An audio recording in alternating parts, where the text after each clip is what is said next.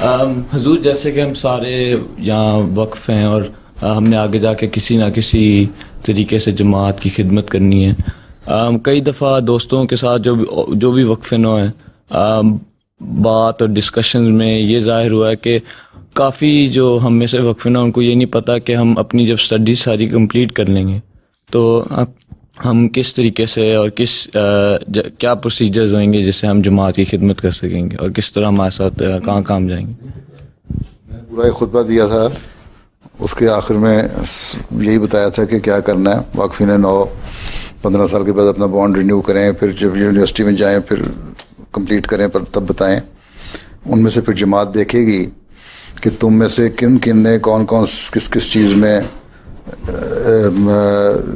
اپنی ڈگری لی ہے یا آگے پڑھنا چاہتے ہو. کچھ لوگ ہیں ریسرچ میں جانا چاہیں گے, اب ہمارے پاس ریسرچ سینٹر تو جماعت کے پاس نہیں ہے, اور جو ٹیلنٹ جو ہے ان کا وہ بھی ضائع نہیں کرنا چاہیے.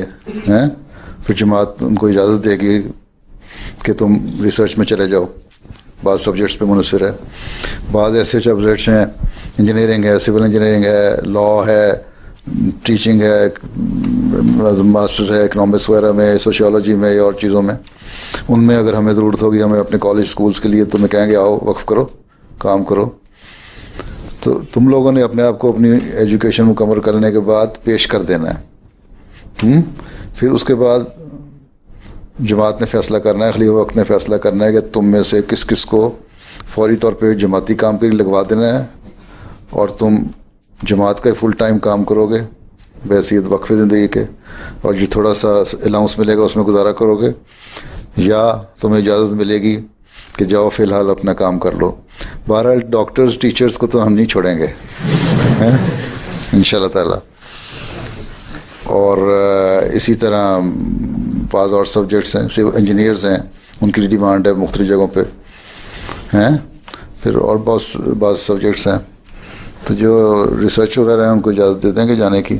یا اور بعض پھر دیکھیں گے نا کتنی ضرورت ہے. یہ ڈپینڈ کرتا ہے ریکوائرمنٹ پہ, فوری ریکوائرمنٹ کتنی ہوگی اور کتنا ہمیں مختلف جگہوں سے مختلف سبجیکٹس میں سے کیا کچھ مل رہا ہے, کتنا اسٹاف آ رہا ہے. تو فیصلہ اس وقت ہوگا.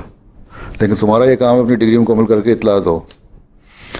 لیکن جیسے کہ پہلے بھی میں نے کہا تھا کہ چاہے تم کوئی بھی مضمون پڑھ رہے ہو, میڈیسن کر رہے ہو, انجینئرنگ کر رہے ہو, یا کسی اور پیور سائنسز میں جا رہے ہو, ریسرچ وغیرہ کر رہے ہو, یا سوشل سائنسز میں پڑھ رہے ہو,